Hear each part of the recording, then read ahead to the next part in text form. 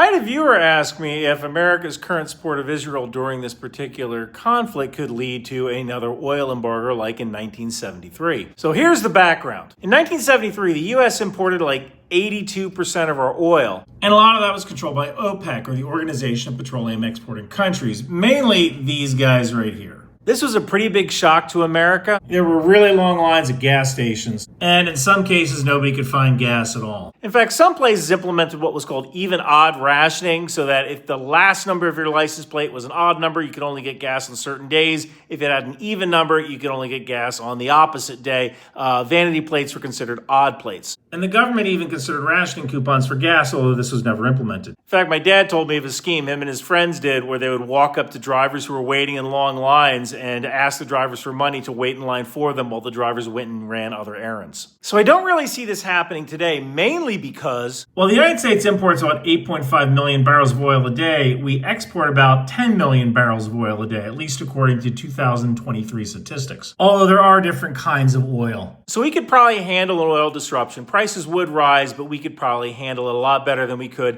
in 1973. And there is one more reason. In 1973, Iran was still governed by the Shah. But today, Iran is governed by a faction of Shiite Muslims. And these guys, the Saudis, don't particularly like Shiites, nor do they like all of the instability that Iran brings to the region. You think Israel doesn't want Iran to have a nuclear weapon? Saudi Arabia isn't too crazy about it either. So the Saudis are probably dancing in their palaces right now, because they know that Iran has regional hegemonic, boy, that's a big word. Johnny Harris taught me that word, ambitions, and they don't want to see Iran get a nuclear bomb either. So I don't really foresee a return to the 1973 oil crisis.